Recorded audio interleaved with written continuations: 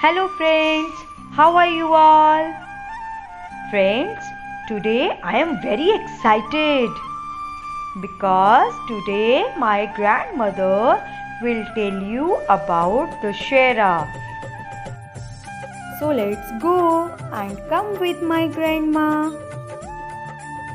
Dadi, do you know why do we celebrate Dussehra? Yes, बेटा. तो दादी, क्या आप मुझे बताओगे हम दशहरा क्यों सेलिब्रेट करते हैं? Yes, why not?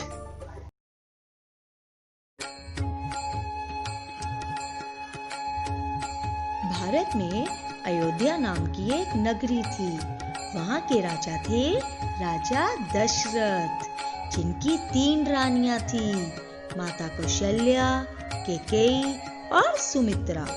उनके 4 पुत्र थे, श्री राम, लक्ष्मण, भरत और शत्रुघ्न। और बच्चों, आप जानते हो वे चारों ही बहुत बहादुर, बुद्धिमान और धनुषधारी थे। उन चारों ने ऋषि मुनियों से विद्या प्राप्त की थी। अब वह धीरे धीरे बड़े हो गए। उधर मिथिला प्रदेश के राजा थे राजा जनक, जिनकी पुत्री थी सीता जी। वह भी बड़ी हो रही थी। राजा जनक ने उनके लिए स्वयंवर रचा कि जो शिव धनुष को तोड़ेगा, मैं उसका विवाह सीता के साथ करूंगा। राजा जनक का ऐलान सुनकर स्वयंवर में बहुत बड़े बड़े योद्धा भी आए। मुनि विश्वामित्र भी राम जी और लक्ष्मण के साथ सीता स्वयंवर को देखने के लिए गए। सभी राजाओं ने शिव धनुष उठाने की कोशिश की, परंतु कोई भी नहीं उठा पाया। अंत में श्री राम जी ने धनुष उठा लिया और श्री राम जी का विवाह सीता जी से हो गया। वहीं दशरथ जी श्री राम को अयोध्या का राजा बनाना चाहते थे, पर राजा दशरथ की दूसरी पत्नी कैकेयी ने अपने 2 वचन मांगे। पहला वचन, उनके बेटे भरत को अयोध्या का राजा बना दिया जाए, और दूसरा वचन, राम को 14 वर्षों का वनवास। राजा दशरथ बहुत दुखी हुए, पर राम जी ने अपनी माता की आज्ञा का पालन किया। श्री राम जी के साथ माता सीता और लक्ष्मण भी वन चले गए। वन में वह तीनों एक कुटिया में रहने लगे। एक दिन शूर्पणखा नाम की राक्षसी वहां पर पहुंची और उन्हें तंग करने लगी। तभी लक्ष्मण जी ने शूर्पणखा की नाक काट डाली। शूर्पणखा रोती हुई अपने भाई रावण के पास गई। रावण ने अपने राक्षस मित्र मारीच को सोने का मृग बनने को कहा। जैसे ही सीता जी ने सोने का मृग देखा, उन्होंने राम जी को उसे लाने को कहा। राम जी उस मृग के पीछे जंगल में चले गए और लक्ष्मण को सीता का ध्यान रखने को कहा। थोड़ी देर में आवाज आई, लक्ष्मण बचाओ, लक्ष्मण बचाओ। सीता जी घबरा गई और लक्ष्मण को आज्ञा दी कि जाओ श्री राम जी की मदद करो, परंतु लक्ष्मण जी नहीं जाना चाहते थे। पर सीता जी ने जिद करी। तब उन्होंने एक रेखा खींची और कहा, जब तक हम दोनों भाई न आए तब तक आप इस रेखा से बाहर मत जाना। अब सीता जी अकेली थी। रावण साधु के रूप में आया और भिक्षा मांगने लगा। जैसे ही सीता जी भिक्षा देने बाहर आई, वह उन्हें अपने राज्य लंका ले गया। जब राम और लक्ष्मण ने देखा, वह सोने का मृग तो राक्षस था।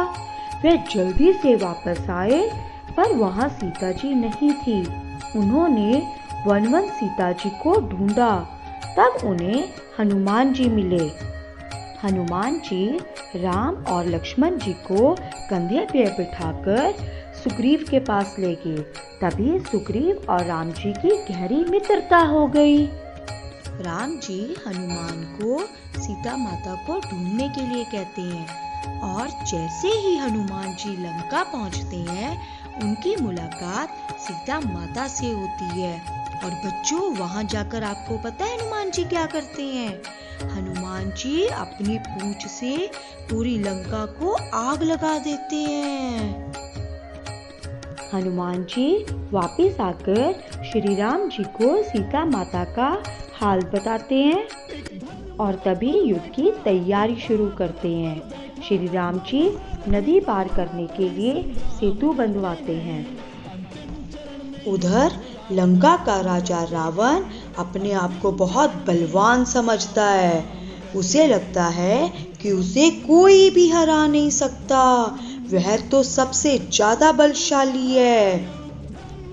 परंतु जैसे ही युद्ध शुरू होता है, राम जी अपने धनुष से कुंभकर्ण का वध कर देते हैं और दूसरी तरफ लक्ष्मण जी मेघनाद का वध कर देते हैं और अंत में राम जी रावण का वध कर देते हैं।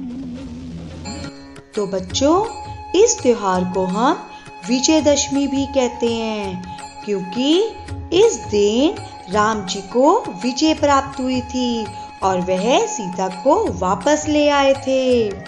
और बच्चों, इस दिन जगह जगह पर रामलीलाएं होती हैं, मेले लगते हैं, रावण, कुंभकर्ण, मेघनाद के पुतले बनाए जाते हैं और उन्हें जला दिया जाता है। तो बच्चों, यह त्योहार हमें क्या सिखाता है? यह त्योहार हमें सिखाता है कि हमें हमेशा सच बोलना चाहिए, सबकी रिस्पेक्ट करनी चाहिए और यह त्योहार हमें बुराई पर अच्छाई की जीत भी सिखाता है। So बच्चों, wishing you a very happy Dussehra. Thank you everyone.